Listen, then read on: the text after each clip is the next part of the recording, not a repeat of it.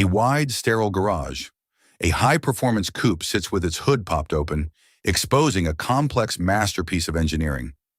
Japanese partners stand stiffly near a drafting table. The local CEO is giving a high-pressure, aggressive presentation. Behind them, Kenji, a single-dad mechanic, is quietly wiping grease off his hands with an old rag. Someone whispers loud enough to hear, "Ignore him, he's just the mechanic."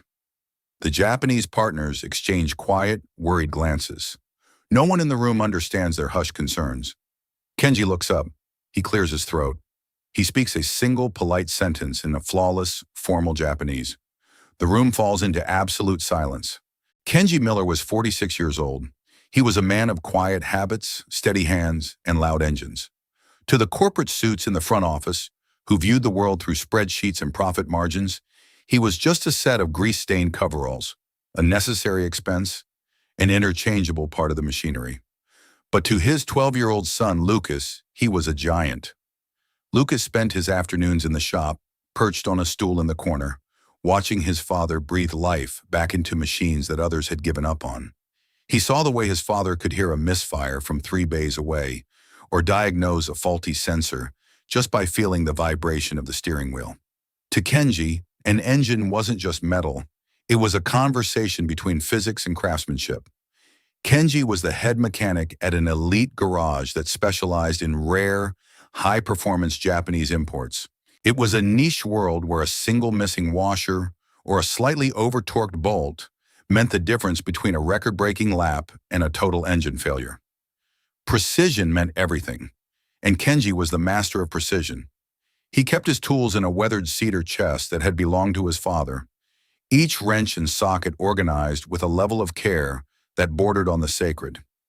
He taught Lucas that a tool was an extension of the soul, and a dirty shop was a sign of a cluttered mind. What almost no one in the city knew was Kenji's history. His father had been a master technician from Nagoya, a man who believed that a mechanic's soul was reflected in the cleanliness of his tools. His mother was an American literature teacher. Kenji had grown up in a household where Japanese and English flowed together like the intricate parts of a perfectly synchronized transmission. He was perfectly fluent, but he was also profoundly humble. He didn't see his bilingualism as a trophy to be displayed or a secret weapon for social climbing. In the shop, he let his work speak for him. If a car ran perfectly, that was enough of a statement. He lived by the philosophy of shokunin, the social and ethical obligation of the craftsmen to do their absolute best for the welfare of the people. On this particular morning, the garage was buzzing with an unusual, nervous energy. The scent of high-octane fuel mixed with the sharp aroma of expensive coffee. A delegation of elite engineers from a major Japanese automotive firm had arrived. They were there to finalize a massive, multi-year maintenance contract for a new line of hydrogen hybrid performance vehicles. For the garage, this was a make-or-break deal. If they signed this, they would become the official regional hub, a goldmine of prestige and profit. The local CEO, a man named Henderson who cared significantly more about quarterly sales targets than torquey curves, was leading the tour. He was flanked by marketing managers and sales reps who looked like they had never touched a wrench in their lives. Their suits were sharp, their teeth were white, and they treated the mechanics like furniture. Objects to be moved, painted over, or ignored entirely. As they approached the prototype coupe, the technical exchange between the two parties grew tense. The Japanese engineers were asking specific, pointed questions about the shop's capability to handle ultra-high-pressure fuel systems and cryogenic cooling lines. Henderson was brushing them off with vague, sweeping promises and corporate buzzwords. He talked about synergy and market penetration, while the men from Nagoya wanted to talk about tolerance levels and thermal fatigue. Kenji was standing in the background, leaning against a heavy tool chest. He was observing the turbocharger system, his mind already calculating the thermal expansion rates of the new alloy used in the housing. He noticed the way the Japanese lead engineer, a stern, impeccably dressed man named Mr. Sato, was looking at the English translation of the technical manual on the table. Mr. Sato's brow was furrowed in deep, quiet frustration. He kept pointing to a specific paragraph, trying to explain something to the official interpreter. But the young man was struggling to bridge the gap between two very different technical philosophies. One of Henderson's junior managers, A man named Miller, who prided himself on his efficiency, leaned over to another staff member and whispered, loud enough for Kenji to hear, "Why is that grease monkey still standing there? He doesn't need to understand this part. Tell him to go clean the bay before the VIPs think we work in a junkyard." Kenji heard it. He felt the familiar, sharp sting of being underestimated, like a rusted bolt that refused to budge under pressure. But he didn't react. He didn't look up. He stayed focused on the engine, tracing the path of the vacuum lines with his eyes. But as he listened to the clumsy, inaccurate English translation being offered by the CEO's interpreter, his heart began to sink. He realized with a jolt of genuine concern that the technical translation for the turbocharger's pressure relief protocol was catastrophically wrong. If they followed that manual, the engine wouldn't just underperform, it would eventually, inevitably, fail under load. He looked at Lucas, who was watching from the doorway. His son was looking at the suits with a mix of awe and deep intimidation. Kenji realized that if he stayed silent, he was teaching his son a dangerous lesson. He was teaching him to be invisible. He was teaching him that being just a mechanic meant you had no voice, even when you held the truth in your hands. The manual resting on the drafting table described the turbocharger's overboost protection. The English text used the word vent, implying a simple atmospheric release of excess pressure into the environment. But Kenji knew the Japanese source material by heart from the manufacturer's early bulletins. He knew that in this specific high-efficiency hybrid engine, the term used was a technical nuance that implied recirculation, a completely different physical and thermodynamic process. In a recirculation system, the air isn't wasted. It's diverted back into the intake stream to maintain turbine velocity during rapid gear shifts.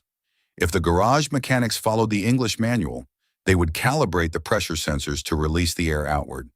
This would cause a sudden, violent drop in the fuel-air mixture, leading to a lean burn condition.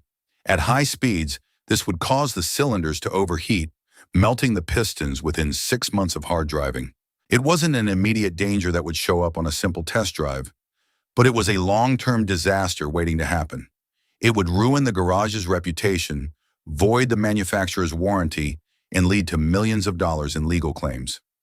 Kenji tried to catch Henderson's eye as the CEO moved closer to the engine. He stepped forward slightly, raising a grease-stained hand in a polite, non-intrusive gesture. "Sir, excuse me. I think there's a significant discrepancy in the turbo pressure section of the manual. We should probably clarify the terminology before we finalize the service agreement." Henderson didn't even stop walking. He didn't even look at Kenji's face. He gave a sharp, dismissive wave of his hand, as if shooing away a persistent fly. "Not now, Kenji. We're in the middle of a high-level briefing. We have the official manual right here, and we'll follow it to the letter. That's what it's for. Go check the tire pressures on the floor models and make sure they're perfect for the photo op." The junior manager chuckled, adjusting his tie. "Stick to the wrenches, Kenji. Let the people with degrees handle the reading. You're here to turn bolts, not to analyze literature." Mr. Sato and his colleagues began to whisper among themselves in rapid-fire, technical Japanese. Their tone was becoming increasingly sharp, disappointed, and weary. They were looking at each other with expressions that suggested they were already mentally checking out. They felt that the American team was arrogant, shallow, and fundamentally misunderstood the core soul of their engineering. To the Japanese engineers, a mistake in the manual was a sign of a deeper lack of shokunin, the artisan spirit. "They don't get it," Sato whispered to his assistant in Japanese, his voice tight with suppressed anger. "They look at the engine and see a product. We look at it and see a legacy. If they treat the pressure relief as a simple vent, they are going to destroy the head gaskets and ruin the kinetic recovery system. These people are sales agents, not craftsmen. We should stop this now and find a partner who actually respects the machine." The room was sliding toward a total, irreversible collapse of the deal. Henderson was still talking about synergy and market share, completely oblivious to the fact that his potential partners were 1 minute away from walking out the door. The interpreter looked panicked, sensing the shift in mood but unable to explain why the Japanese team was so offended. Kenji looked at the Japanese engineers. He saw their pride. He saw their frustration. He saw the years of research and development that had gone into that engine. And then he looked at the machine, a piece of technology he already felt a deep, instinctive connection to. He couldn't let it happen. He couldn't let them sign a death warrant for that engine. He stepped forward, walking past the CEO, walking past the sneering managers, until he was standing directly in front of Mr. Sato. He stood tall, his posture straight, despite the dirt on his clothes. He didn't raise his voice. He didn't sound aggressive or defensive. He spoke in the formal, highly polite Keigo style of Japanese, the language of masters, of professionals, and of deep respect. "Sumimasen," Kenji said, his voice steady, calm, and resonant. "Osoraku, watashi tachi wa futatsu no kotonaru gainen ni tsuite hanashite iru you desu. Kono engine wa bento de wa naku, saizunkan wo hitsuyo to shite imasu." Excuse me. Perhaps we are talking about two different concepts. This engine does not require a vent, but a recirculation. The room froze instantly. Henderson's mouth stayed open mid-sentence. The junior manager's smirk vanished so fast it was as if it had never existed. The Japanese engineers snapped their heads toward Kenji, their eyes wide with genuine shock. For 3 long seconds, the only sound in the garage was the low, industrial hum of the overhead fans and the distant sound of traffic. The shock in the room was palpable, a physical weight that pressed down on everyone present. It wasn't just that the grease monkey spoke Japanese. It was that he spoke it with the nuance, the technical vocabulary, and the cultural grace of a master. Mr. Sato stepped forward, his eyes narrowing, but no longer in anger, now in intense, focused curiosity. He saw past the grease on Kenji's hands and saw the mind behind them. "You understand the source manual?" Sato asked in Japanese, his voice dropping to a respectful, quiet tone. "I understand that the English translation is using a release concept," Kenji replied, gesturing precisely to the secondary intake valve on the engine block. "But I have studied the architecture of your V-Series turbo.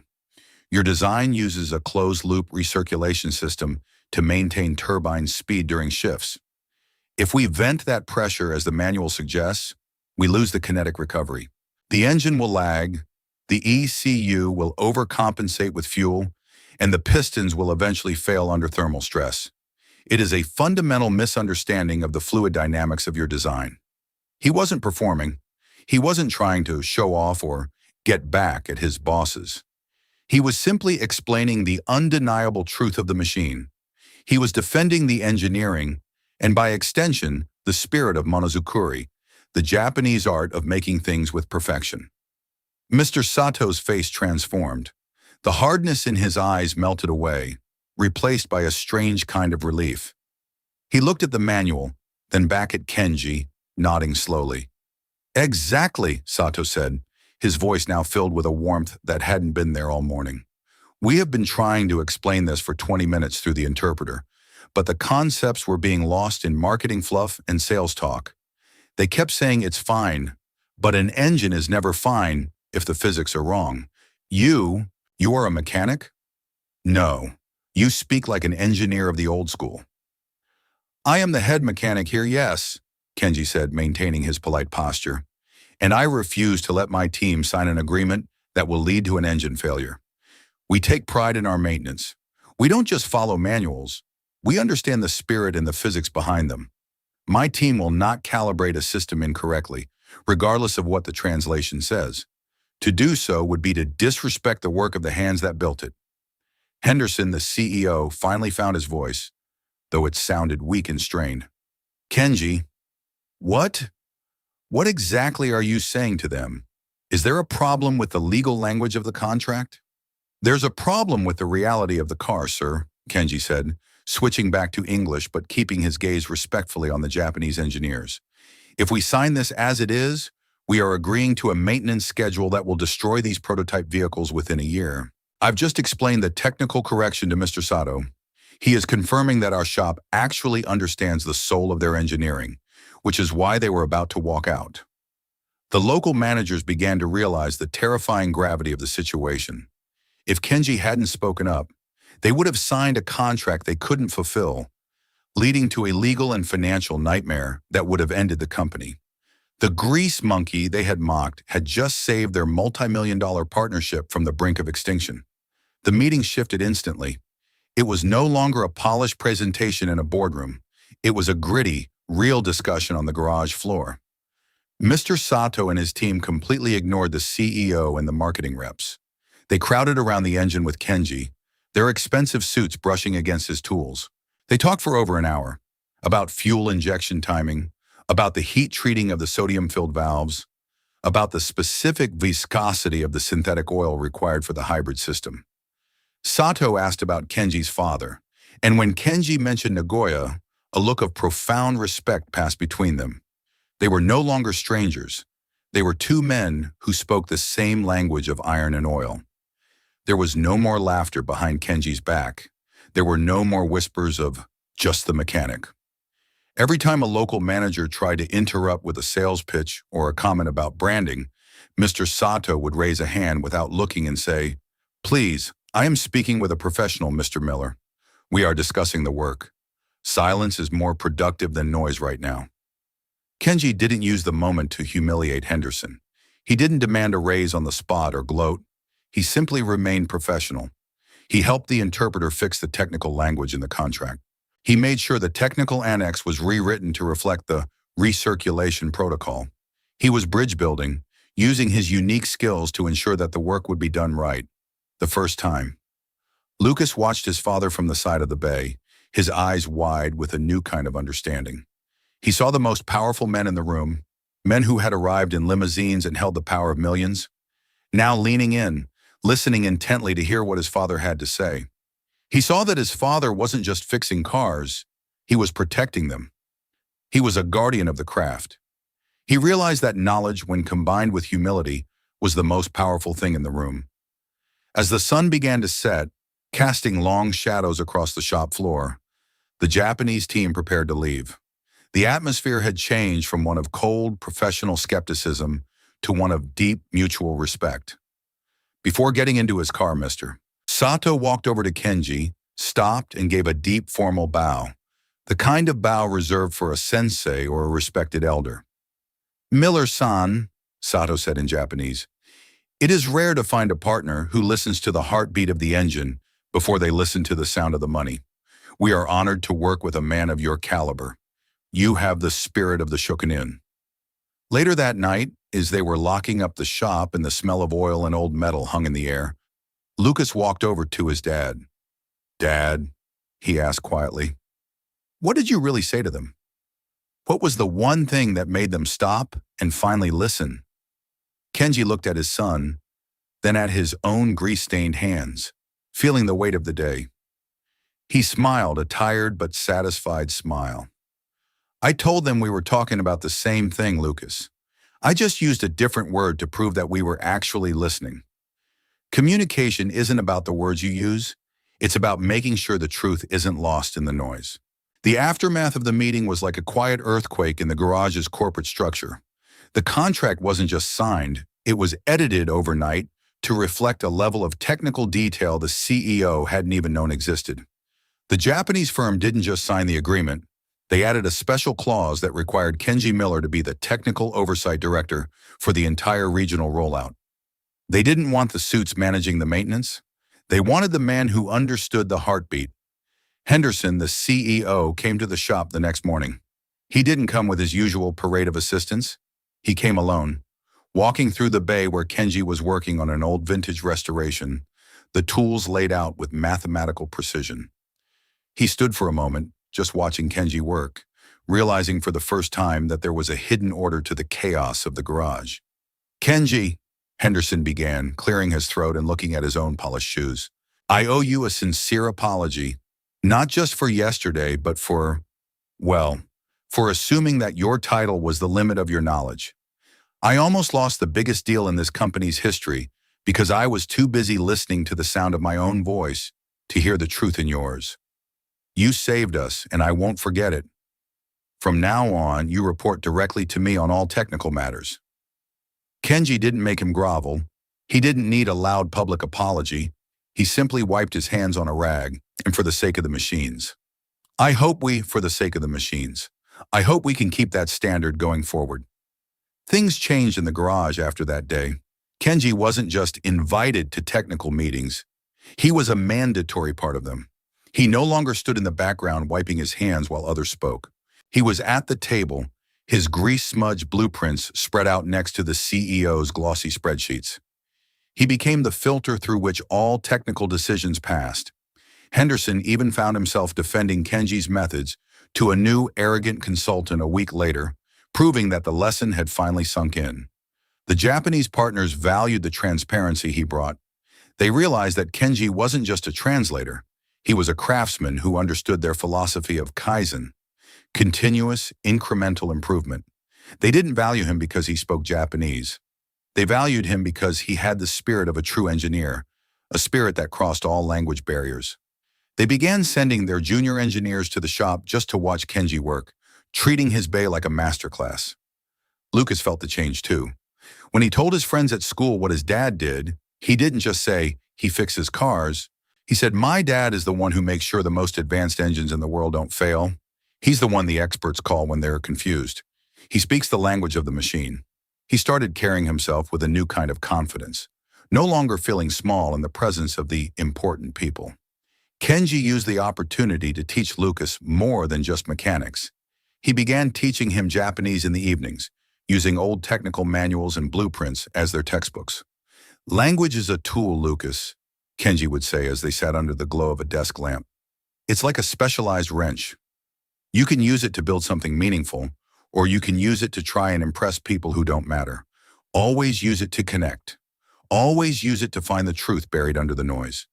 The just a mechanic label was gone forever, replaced by a quiet, unshakable respect. But Kenji didn't let it go to his head. He still wore the same blue coveralls. He still got grease under his fingernails every single day. He knew that true respect isn't given by a title on a door or a nameplate on a desk. It's built bolt by bolt through the quality of your work and the unshakable integrity of your word. The contract was officially signed a month later in a quiet ceremony. The garage was transformed into a state-of-the-art facility, the premier hub for the most advanced vehicles on the road. It happened because one man chose to speak up when it mattered most, even when he was told to be silent. The once cold, sterile garage now felt like a sanctuary of truth and precision, a place where the work was honored above the ego. The viral story in the local industry wasn't about the millions of dollars involved.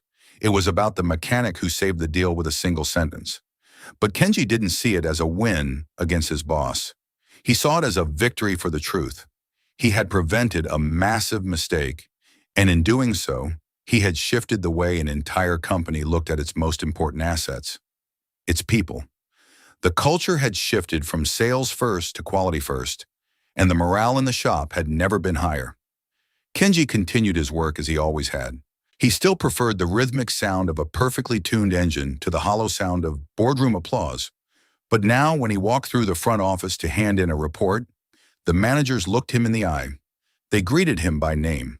They stopped what they were doing, and they listened when he spoke. That night, Kenji sat with Lucas on the porch of their small home.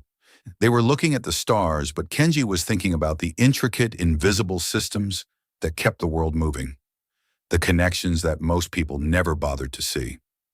He looked at Lucas and saw a boy who no longer saw a grease monkey, but a master of his own fate. They used to laugh, didn't they? Lucas asked, remembering the whispers in the garage. Because they thought you were just a Thomei. Kenji smiled and ruffled his son's hair, feeling the cool night air. They did. But they weren't laughing at me, Lucas. They were laughing at their own limited idea of me. Never let someone else's narrow mind define the boundaries of your world. You define them through your work and your integrity. He taught Lucas a few more words of Japanese that night, not words for money, success, or power, but words for craftsmanship, sincerity, and patience. Use your words to bridge the gap between people, Kenji whispered, not to build a wall to hide behind. A single word, spoken at the right time with the right heart, can change the direction of an entire life. They had mocked the garage mechanic, but it was his voice and his one perfect, precise sentence that had kept the entire room from driving off a cliff. He wasn't just the mechanic. He was the only one in the room who truly understood the heart of the machine and the heart of the people who built it. As they sat in the quiet of the night, Kenji knew that the most important thing he had built wasn't an engine, but the bridge between his son and his future. If you believe that true skill doesn't need to be shouted to be heard, subscribe for more stories of hidden masters. Leave a comment. Have you ever been underestimated because of your job title? Tell us your story below.